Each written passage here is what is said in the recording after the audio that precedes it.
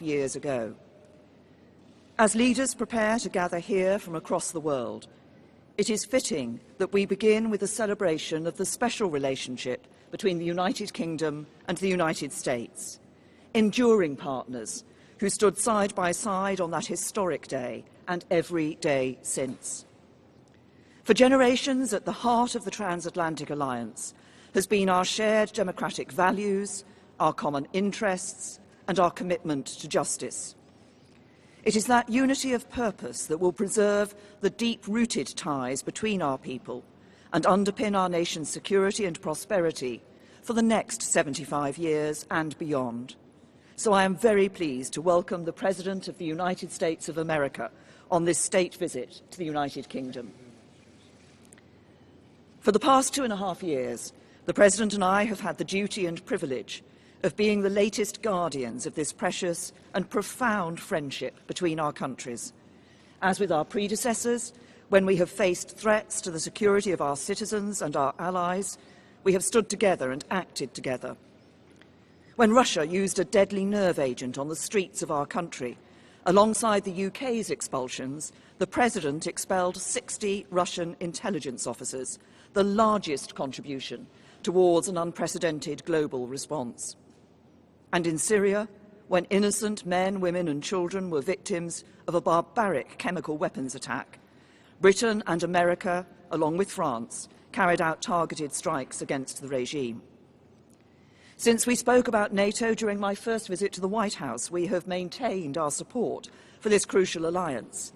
Thanks in part to your clear message on burden sharing, Donald, we have seen members pledge another $100 billion, increasing their contributions to our shared security. And I'm pleased to announce that NATO will soon be able to call on the UK's Queen Elizabeth-class aircraft carriers and F-35 fighter jets to help tackle threats around the world. Today, we've discussed again the new and evolving challenges to our security, our values, and our way of life. We share the same view about their origin and our objectives in meeting them. But, like Prime Ministers and Presidents before us, and no doubt those that will come after, we can also differ sometimes on how to confront the challenges we face. I've always talked openly with you, Donald, when we have taken a different approach, and you've done the same with me. I've always believed that cooperation and compromise are the basis of strong alliances, and nowhere is this more true than in the special relationship. Today, we've discussed again the importance of our two nations working together to address Iran's destabilizing activity in the region and to ensure Tehran cannot acquire a nuclear weapon. Although we differ on the means of achieving that, as I've said before, the UK continues to stand by the nuclear deal. It is clear that we both want to reach the same goal. It is important that Iran meets its obligations, and we do everything to avoid escalation, which is in no one's interest. Recognising our nations as safer and more prosperous when we work together on the biggest challenges of our time, I also set out the UK's approach to tackling climate change and our continued support for the Paris Agreement. And we also spoke about China, recognising its economic significance and that we cannot ignore action that threatens our shared interests or values. As we've deepened our cooperation on security, including our joint military operations and our unparalleled intelligence sharing, so our economies too are ever more tightly bound together. Every morning, 1 million Americans get up and go to work for British companies in America, and 1 million Britons do the same for American companies here. Our trading relationship is worth over £190 billion a year, and we're the largest investors in each other's economies, with mutual investments valued at as much as $1 trillion. Mr. President, you and I agreed the first time we met that we should aim for an ambitious free trade agreement when the UK leaves the EU. And from our positive discussions today, I know that we both remain committed to this. I'm also sure that our economic relationship will only grow broader and deeper, building on the conversations we had and the ideas we heard from UK and US businesses when we met them earlier today. Tomorrow we will sit down in Portsmouth with our fellow leaders to reaffirm the enduring importance of the Western Alliance and the shared values that underpin it. And as we look to the future, in the years and in the generations ahead, we will continue to work together to preserve the alliance that is the bedrock of our shared prosperity and security, just as it was on the beaches of Normandy 75 years ago. Mr. President.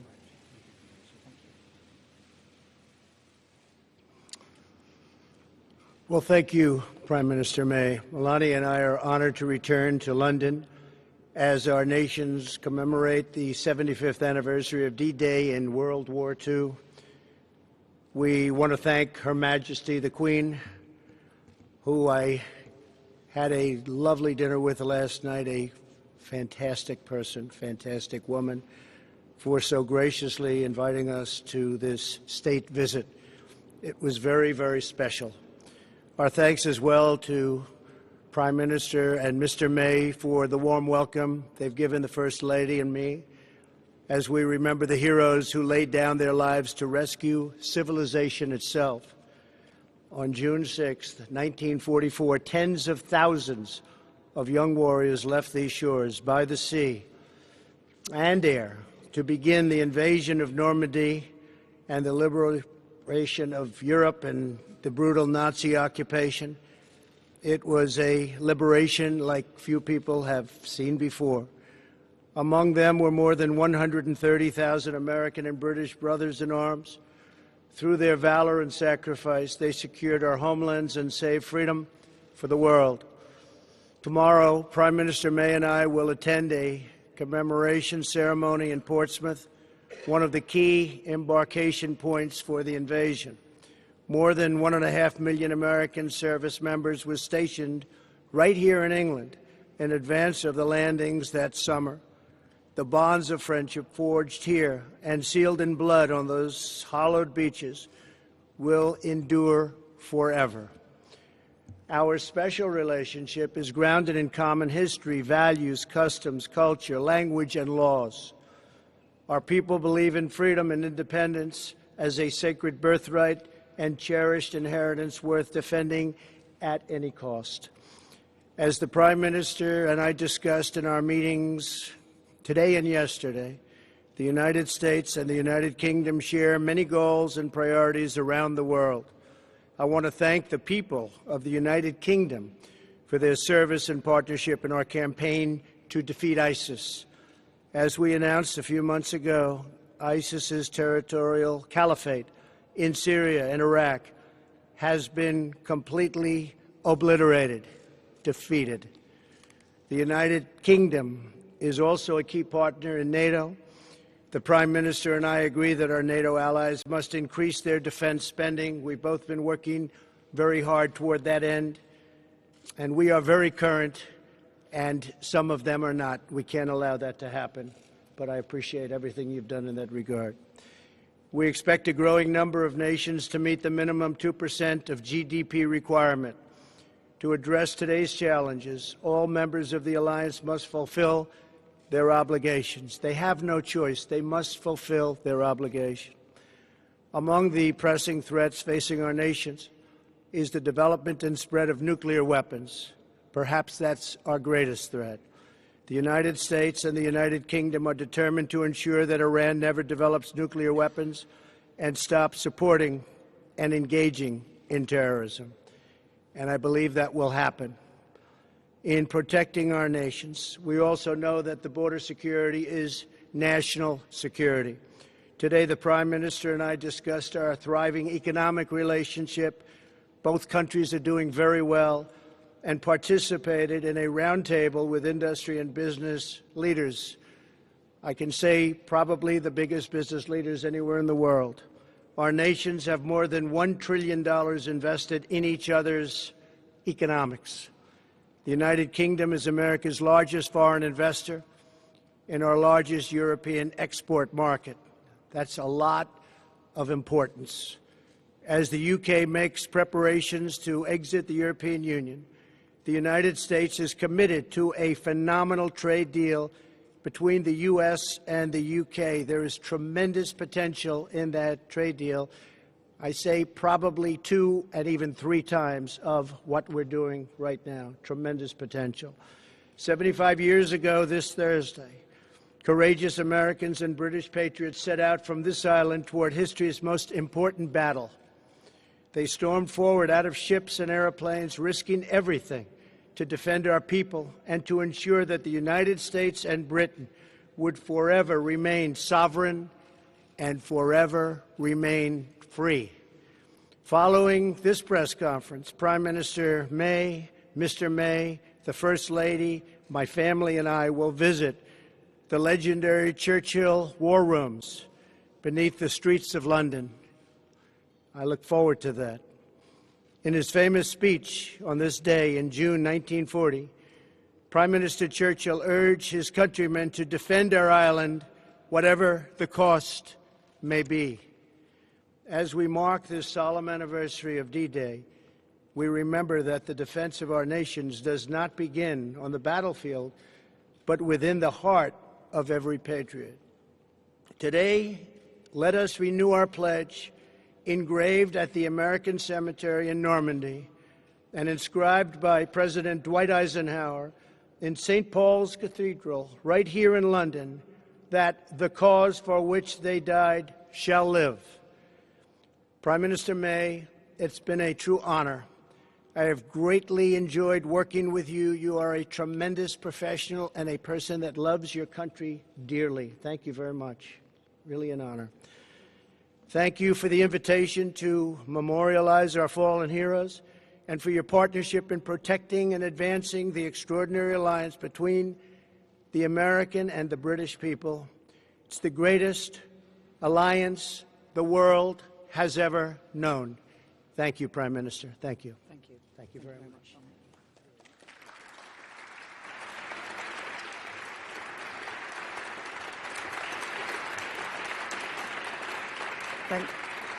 Thank you. Now we're going to take 2 questions from the UK media and 2 questions from the American media. I'll start with Beth Rigby. Thank you. Thank you, Prime Minister President Trump. Beth Rigby from Sky News. For you, President Trump, as you hold talks with the current Prime Minister, the leader of Her Majesty's opposition has been addressing a protest rally against your visit in Trafalgar Square. He says he's disappointed you attacked the London mayor, and he criticised your record on refugees. What do you have to say to him? And is this man someone you could do a trade deal with? And to you, Prime Minister, do you think that Sadiq Khan is a stone-cold loser? Thank you. You're talking about the Mayor of London. Is that who you said? Yes? Well, I think he's been a not very good mayor, from what I understand. He's done a poor job. Crime is up, a lot of problems. And I don't think he should be criticizing a representative of the United States that can do so much good for the United Kingdom. We talked about it before. He should be positive, not negative. He's a negative force, not a positive force. And if you look at what he said, he hurts the people of this great country. And I think he should actually focus on his job. It'd be a lot better if he did that. He could straighten out some of the problems that he has and probably some of the problems that he's caused. Thank you. Gonna...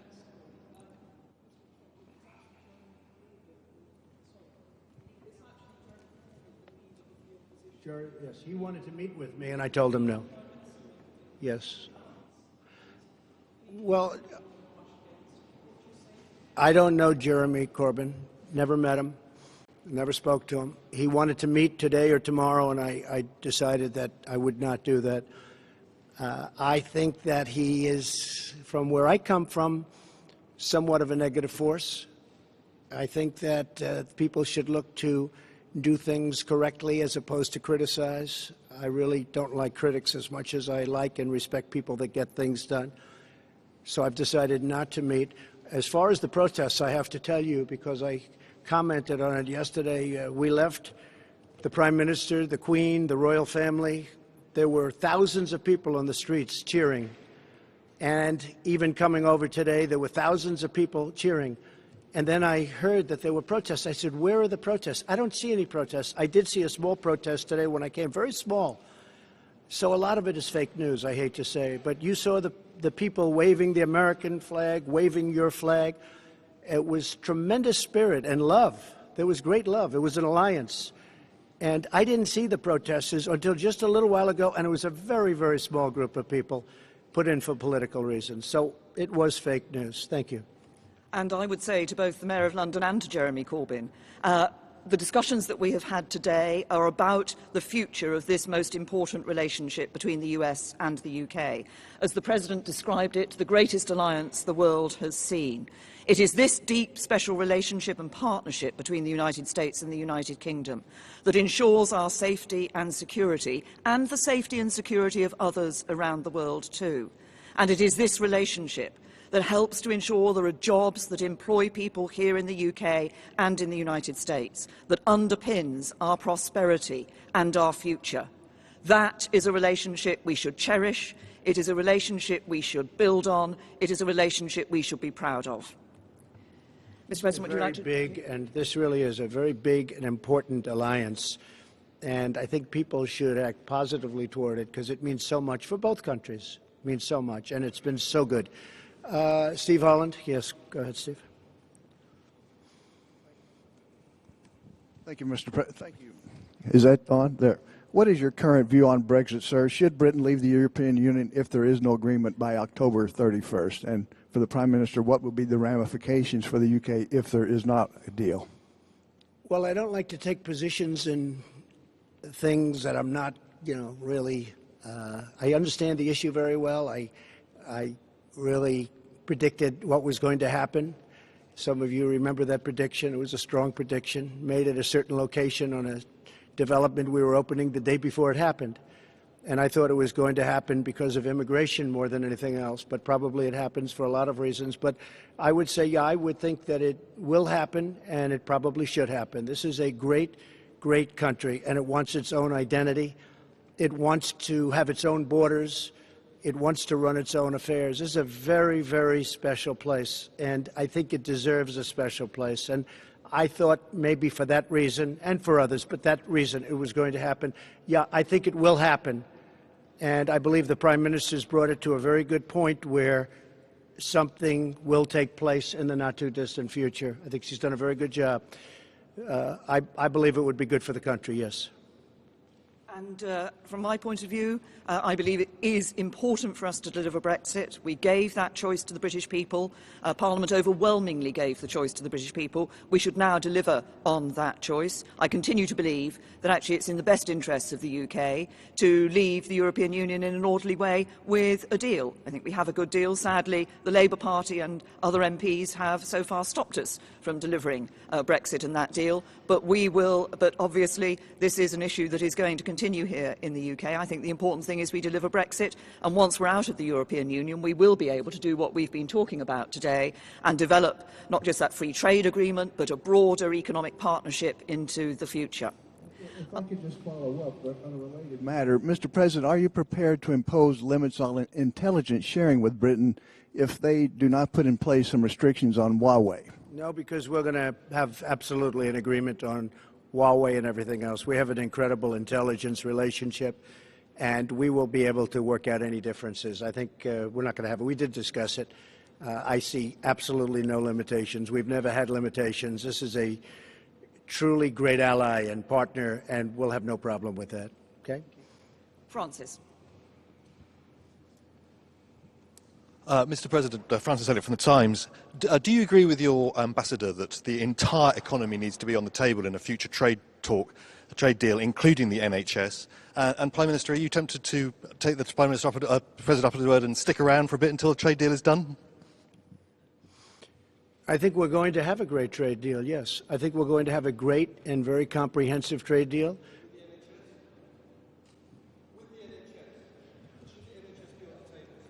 I can't hear him. What? It's the National Health Service. He says, should the National Health Service be on the table? Look, I think everything with the trade deal is on the table. When you're dealing in trade, everything's on the table. So NHS or anything else, or a lot more than that. But everything will be on the table, absolutely. Okay. But the point about making trade deals is, of course, that both sides negotiate and come to an agreement about what should or should not be in that trade deal for the future. And as regards your second question, Francis, nice try, but no. Look, I'm a woman of my word. Mr. President, would you like to? John, please. Mr. President, thank you. Mr. President, domestically, in recent days, Mexico has stepped up apprehensions and deportations of Central American migrants. That's good. This could possibly be in response to your threat of tariffs. Has Mexico Not possibly be. has Mexico done enough to avoid tariffs, which will be imposed in some 6 days from now? No, we haven't started yet. But the threat is out there. Yeah, the threat is out there, but we haven't really started yet. No, this will take effect next week. And what do you, 5%. and what do you think of Republicans who say that they may take action to block you imposing those tariffs? Oh, I don't think they will do that. I think if they do, it's foolish. There's nothing more important than borders. I've had tremendous Republican support.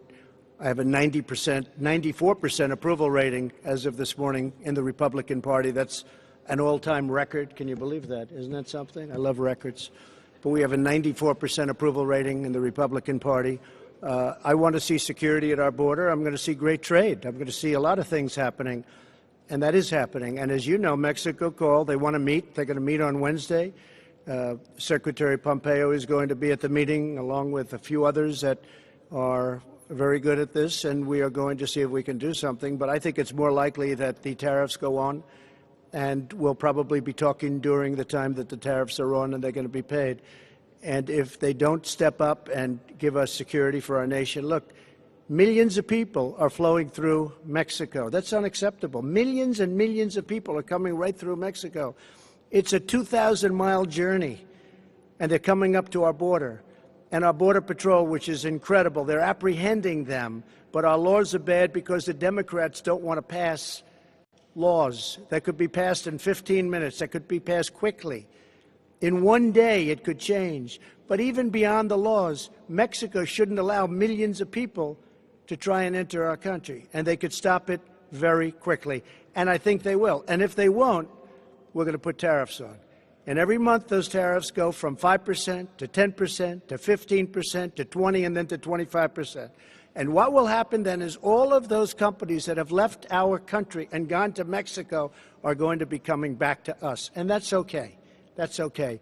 But I think Mexico will step up and do what they should have been done. And I don't want to hear that Mexico is run by the cartels and the drug lords and the coyotes. I don't want to hear about that. A lot of people are saying that. Mexico has something to prove. But I don't want to hear that they're run by the cartels. You understand. You report on it all the time. A lot of people do. That would be a terrible thing. Mexico should step up and stop this onslaught, this invasion into our country, John. And Prime Minister May, you tried 3 times to get a deal on Brexit. At this point, do you believe that a deal on Brexit is possible, or is this a Gordian knot? President Trump says that you didn't take his advice in terms of negotiation. Should you have? Would that have made a difference? And President Trump, if I could ask a follow-up, you had a conversation with Boris Johnson. Could we ask what you spoke about, and will you meet with Michael Gove today? Well, first of all, on the first issue, as I said in answer to an earlier question, I personally believe, that it is in the best interests of the UK to leave the European Union with a deal. I believe there is a good deal on the table. Obviously, it will be for whoever succeeds me as Prime Minister to take this issue forward. What is paramount, I believe, is delivering on Brexit for the British people. And I seem to remember the President suggested that I sued the European Union, which we didn't do. We went into negotiations and we came out with a good deal. Yeah, that's not such a... I would have sued, but that's okay. I would have sued and settled, maybe, but you never know. She's probably a better negotiator than I am, Jeremy. But you know what? She has got it, in a sense, John. That deal is teed up. I think that deal is really teed up. I think they have to do something. And perhaps you won't be given the credit that you deserve if they do something, but I think you deserve a lot of credit. I really do. I think you deserve a lot of credit. Okay? Yes, John? So I know Boris. I like him. I've liked him for a long time. I think he'd do a very good job. I know Jeremy. I think he'd do a very good job. I don't know Michael. But would he do a good job, Jeremy? Tell me.